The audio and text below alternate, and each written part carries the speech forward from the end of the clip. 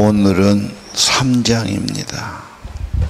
다니엘 3장은 왕이 금신상 만들어서 제막식 하면서 절하라 그런데 안에서 문제가 되지요. 2장에 보면은 위기가 축복으로 바꿔지고 새 젊은이가 도지사쯤 그런 한자리로 갔는데 축복이 고난이 오고 위기가 또 오지요. 세상은 사건도 있고 사고도 있고 반대도 있고 잘 때면 시기하기도 하고 위련과 시기가 반복돼 찾아온다. 그래서 좋음은 찬양하고 감사할 것이요 어려움은 기도할 것이요 이렇게 야고보서는 말하고 있지 않습니까? 항상 사람은 하나님 의지하고 힘과 도움 받으며 살아야 된다. 그렇게 생각이 듭니다. 느부갓네살 왕이 무슨 신상을 크게 만들었어요. 30m면 10층 높이입니다. 물론 그 신상에 받침대도 있을 거고 합해서 이렇게 크게 되겠죠. 그리고 2절에 보니까 모든 지방장관, 사령관, 총독, 고문, 재무관, 재판관, 법률가 모든 유명한 분들 다 신상의 제막식에 참석하라. 국가적인 행사로요. 그래 어마어마한 사람들이 다 옵니다. 거기에 보면 4절, 5절에 오케스트라가 동원되죠. 그 당시 오케스트라. 각종 악기를 동원하고 악기 소리에 맞춰서 엎드려 절하라. 고대 왕국에서나 있을 법한 일이지요. 그리고 또 하나 그걸 안 하면 풀무불 쇠를 녹이는 용광로에 집어넣겠다. 그래서 7절에 이제 식이 거행되고 이제 오케스트라가 연주가 되고 그리고 그거에 맞춰서 모두 엎드려서 황금신상에 절을 했다. 어마어마한 행사지요. 자, 근데 문제는 8절 이하 이 세 사람 다니엘의 세 친구가 절을 하지 않았다는 겁니다. 또 시기하고 고소하지요. 왕이 용광로에 집어넣는다고 말했지 않습니까? 그래서 12절에 보니까 절도 안 했습니다. 섬기지 않았습니다. 왕의 명령을 따르지 않았습니다. 그들은 12절에 사드락, 메삭, 아베느고입니다. 다니엘은 무슨 일로 그 자리에 없었던 거예요. 이 세 친구가 표적이 됩니다. 자, 엄청난 핍박이지요. 절 좀 해버리면 되지 그거 뭐. 죽는 줄 알면서 그런다는 것은 무모하지 않느냐. 신앙이란 것은 지조를 굽히기가 어려운 거지요. 제가 청년의 시절에 안희숙 씨가 지은 죽으면 죽으리다. 일본 신사참배에 대한 책이에요. 자기 자서전이죠. 평양에서 일본 유학 가가지고 학교 선생이 됐어요. 근데 일제 말기라 다 그 신사당에 데리고 갑니다. 그러면 일본 신사를 만들어 놓고 운동장 만들어 놓고 주로 동산에 만들죠. 학교별로 가서 거기 가서 일주일에 하면 신사참배 소리 하면 90도로 허리를 굽혀서 다 절을 하고 있어야 돼요. 근데 믿음이 좋은 사람들은 십계명에 우상 앞에 섬기지도 말고 절하지 마라. 신앙을 가진 사람은 너무 곤혹스러운 거예요. 뭐 개중에는 믿음 가졌지만 위기를 면면하기 위해서 그런 사람들이 신사참배, 동방요배 그랬단 말이에요. 우리 어릴 때는 마을 뒤에가 신사당이 있었습니다. 신사는 부서졌지만 터는 그대로 있지요. 거기 와서 시골 면인데 와서 다 이렇게 했다 이 말입니다. 근데 안희수 선생은 도저히 자기 신하고는 그게 안 돼요. 그리고 그렇게 된 사람은 잡혀가서 감옥에 가고 형사들이 취조하고 지조를 꺾으려고 내줄 테니까 절만 한번 해라. 그래서 옥중에서 죽어도 안 하는 사람이 옥중성도 순교하기도 하고 감옥에 몇 년씩 있다 해방되면서 풀려나기도 하고 그랬어요. 이 여자가 나는 도저히 저를 왜? 이 세상의 삶은 얼마나 산다고 하나님 부인하고 내가 더 살기보다는 차라리 하나님을 나는 시인하고 죽어도 나는 믿음 지키고 주님 앞에 가겠다. 이 선교 신앙은 천국이 확실한 사람들입니다. 그리고 그 옥중성도 선교자가 나와서 교단을 따로 만들어요. 왜? 대부분 신사참배했거든. 그러니까 너희들하고 안 맞다 그랬다. 이게 재건파, 나중에 고신교파가 되는데 너무 그 사람들이 또 막 보수하니까 좀 말도 쓴다마는 신사참배의 전통을 가진 데가 고신측이에요. 자, 대부분은 신사참배 했죠. 안희숙 여사 이야기 보면은 학교 선생하면은 일주일에 한 번은 다 가서 신사참배 해야 됩니다. 아주 국민성을 완전히 일본화, 이름도 일본화해갖고 이 민족성을 없애버리고 완전히 자기 나라 민족을 만든다 그 말이죠. 그래서 그 지조를 꺾으려고 그렇게 하는 겁니다. 그리고 형사들이 다 와서 다 감시하고 있는 겁니다. 그 글을 보면 기도를 엄청 해요, 이 여자가. 자기. 그리고 옥중 성도들이 어떻게 감옥살이 한가. 그제는 이 옥중에는 뭐 난방도 없어요. 추운 겨울에 평양에서 얼마나 춥겠어요.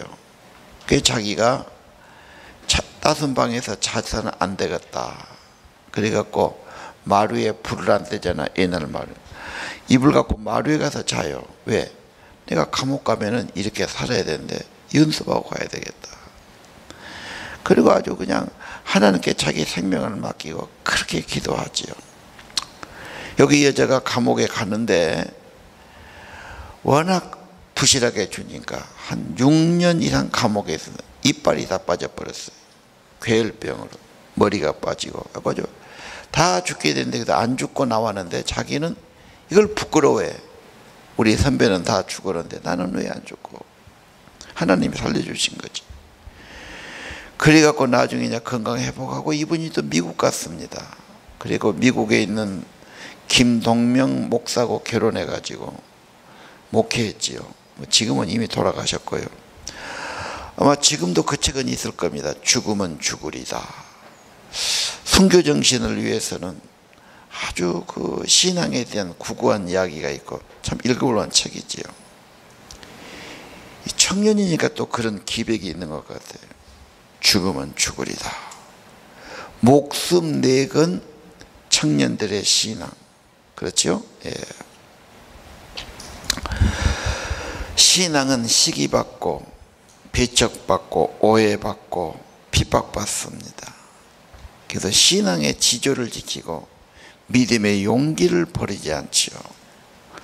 공산당도 와가지고 신앙 버리면 살려주고 믿는다면 죽인다. 뭐 사람이 죽음 앞에는 약해져요. 그런 예가 많지 않습니까? 자, 왕이 듣고는 엄청 진노하지요. 13절 왕이 크게 화내며 세 청년에게 데려와라. 내 신을 섬기지 않고 절하지 않았느냐? 15절 지금이라도 하면 살려주겠다. 안 하면 즉시 불타는 용광로 속에 태워 죽이겠다. 뭐라고 그러죠?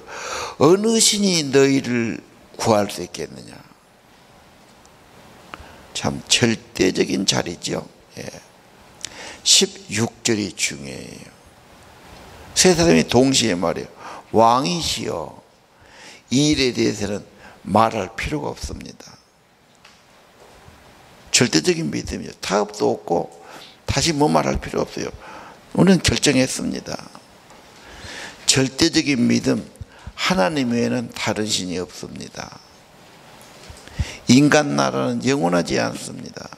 하나님 나라만이 영원합니다. 17절 우리를 용광로 속에 던져 쇠를 녹이는 용광로 불가마거든요. 쇠가 녹는데 사람이 안 녹겠습니까? 하나님은 거기서 건져주실 겁니다. 더 유명한 말 18절 그리 아니하실지라도 하나님이 안 해줘도 우리는 절할 수 없습니다. 왕의 신을 섬기지 않을 것이며 신당에 절하지 않을 겁니다. 이게 믿음의 고백이에요. 믿음은 위기에서 빛나는 거예요. 하나님에 대한 확실한 신앙의 고백, 죽음 앞에서 고백, 정신이 놀랍지요. 기백이 있어요. 이런 정신으로 살아가면 세상에 무서울 것은 없을 거예요. 죽자고 달라드는 사람, 죽어도 좋다는 사람,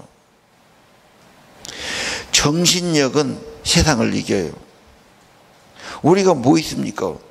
정신력이 있죠. 신앙의 정신이 있죠. 고백이고 용기죠. 사실 몇 년 더 살다가 신앙 부인하고 끝내느니 신앙을 지키고 하나님께로 가겠다. 그래서 이것이 옳은 길이고 하나님의 길이고 그래서 선교자들의 길을 따라 가겠다는 거예요. 19절 보십시오. 그 말 듣고 왕은 화가 잔뜩 나고 얼굴빛 빠져 완전히 뚜껑이 열린 겁니다. 나한테 이렇게 반항하고 내 말 안 듣고 정면으로 그래. 풀물을 뜨겁게 7배나 달고라고 그러고 집어넣으라고 그러죠. 힘센 용사들이 3명 집어넣는데 너무 뜨거우니까 넣은 놈들이 다 죽어버렸어요. 그러니 그 속에 들어간 사람은 어떻게 됐겠느냐. 기가 막힐 일입니다. 24절 이하 넣어놓고 임금이 쳐다보니까 3사람 넣었는데 4사람이 있어. 물어보지요. 저 4사람, 4번째 사람 누구냐? 모습이 신의 아들과 같구나. 25절에 그러지요. 천사입니다.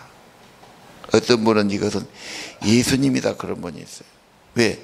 하나님의 모습이 직접 하나님의 이름이 예수니까 성부 성자 성령 이 땅에 오신 하나님이시니까 구원의 하나님이시니까 놀라운 일이지요. 어떻게 그 뜨거운 불에 들어가는데 안 탈 수가 있느냐. 이걸 믿으란 말이냐. 과학자들은 그렇게 생각하고 세상에 이런 일이 세상에 없지요. 이건 하나님 나라의 일입니다. 하나님의 통치가 거기에 오신 거예요. 하나님이 임재하시니까 그렇게 된 거지. 세상은 있을 수 없는 일이지. 왕은 분노하고 화가 나고 어쩔 줄 모르지만 새 젊은이는 침착합니다. 그리고 죽어도 애절은 지킵니다. 분수가 있지요. 이게 지혜입니다. 어떤 경우에도 자기 도리를 지키고 태도는 공손하고 그러나 할 말은 합니다. 이게 용기입니다. 이런 사람이 세상을 바꿨어요. 죽은다 해도 아닌 건 아니요. 유신의 법 틀렸어. 독재를 물러가세요. 막 이렇게 해가지고 그거 안 하면 되는데 그거 한마디 하고 끌려가고 감옥 가고 사형 선고받고 왜 그래야 됩니까? 이 나라가 바르게 서기 위해서는 내 앞목숨 바치겠다는 거예요. 그리고 고문당해서 뭐 평생 어렵게 산 사람도 있고요. 4.19 때 데모하다가 총 맞아 죽은 사람도 있고요. 광교사태 때 이게 나라냐, 이러면 안 된다 외치다가 죽기도 하고요. 이름 없이 죽은 사람 많죠. 그래도 그들 때문에 나라가 좋아지기 시작한 겁니다. 이들의 용기, 신앙인의 지조, 신앙의 고백, 목숨을 내건 순교 정신, 우리가 배워야 할 줄 압니다. 좀 더 살고 몇십 년 더 산다고 중요한 것이 아니고, 순교자의 이름이 천국에서는 제일 귀하고 큰 상급입니다. 우리 신앙, 순교 정신 본받고 목숨 내놓고 믿어야 할 줄 압니다. 그리고 그런 상황이 오면 순교자들의 본을 받고 다니엘 신구들의 신앙을 본받아서 지조를 지키고 분명하게 말해야 될 겁니다. 그리 아니하실지라도 하나님이 안 구해줘도 우리는 결정되어 있습니다. 절할 수 없습니다. 신앙은 목숨보다 귀해요. 천국은 생명보다 귀해요. 하나님은 우리 생명보다 더 귀하신 분이에요. 그래서 그들은 그렇게 한 거예요. 세상에 없는 일이에요. 세상 갖고는 그렇게 못 죽어요. 하늘나라를 바라보고 세상보다 크신 하나님을 보기 때문에 목숨을 바치는 거예요. 자기 목숨 바치는 거 최고 아닌가요? 최고의 정성이죠. 최고의 헌신이죠. 아니, 마땅히 바쳐야 합니다. 예수님 제자들은 다 순교했어요. 제자도는 뭐냐? 순교 정신이에요. 내 목숨을 바친다. 내 삶을 바친다. 내가 못 죽으면 산 순교다. 내 삶을 다 드린다. 무서운 겁니다. 그 정신력, 이건 무서운 겁니다. 목숨 바치는 신앙, 순교의 신앙, 내 삶을 다 드린다는 신앙, 죽어도 나는 이 길을 가겠다는 신앙, 이것이 참된 신앙인 줄 믿습니다. 하나님은 죽고자 하는 자 살리죠. 왜요? 하나님을 보여줘야 되니까. 위기니까. 하나님 나라가 다 망해버렸잖아요. 없잖아요. 불타버렸지 않습니까? 포로된 상황 아닙니까? 하나님이 뭘 보여주고 싶어요. 그래서 극적인 장면을 보이죠. 거기에 같이 계셔서 세상에, 그래서 나오라고 그러니까 불 가운데 나왔는데 이 7절 보니까 다 보는 앞에서 온 천하 백성이 보는 거죠. 옷이 타지 않았어, 머리털도 거르지 않았어, 불탄 냄새도 없었어. 그럴 수가 있습니까? 완전히 딴 세계죠. 거기서 모든 사람이 얼마나 놀랐겠습니까? 엄청난 체험을 한 거죠. 경악을 하죠. 어떻게 이럴 수가 있겠느냐. 그래서 28절에 왕이 바로 바꿔져요. 사드락과 메삭과 아베느고의 하나님을 찬양해야 된다. 그가 천사를 보내서 그를 믿고 따는 종들을 구원하셨다. 엄청난 왕의 명령을 무시하고 자신의 몸을 바쳐서 하나님 아닌 다른 신을 섬기거나 절하지 않았다. 그래서 하나님이 보호해 주신 거예요. 왕이 하나님을 경험하고 완전히 바꿔지죠. 그리고 29절 유명한 말씀, 하나님에 대해서 앞으로 함부로 말하면 그 몸을 찢어버릴 거다. 그 집은 쓰레기더미, 거름더미가 될 거다. 엄청난 것. 이렇게 구원하시는 세상에 참 하나님밖에 없다. 그래서 하나님됨을 나타내는 사건입니다. 천지를 만드신 하나님은 하실 수 있습니다. 위기 때 더 역사하십니다. 그래서 마지막 절은 신앙의 승리지요. 하나님의 구원은 계속되고 있고 하나님의 이름은 스스로 높이시고 하나님은 정말 구원자심을 보여주시고 천국의 역사가 있다는 것을 확실히 보여주신 겁니다. 오늘 아까 17절, 18절, 16절 대답할 필요가 없습니다. 다시 말할 필요가 없습니다. 타협할 필요도 없습니다. 확실합니다. 엄청난 신앙의 고백. 난 우리 청년들이 그랬으면 좋겠어요.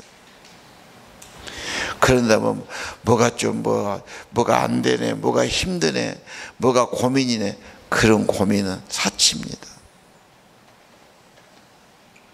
죽음 앞에서 뭔 그런 고민이 있겠어요.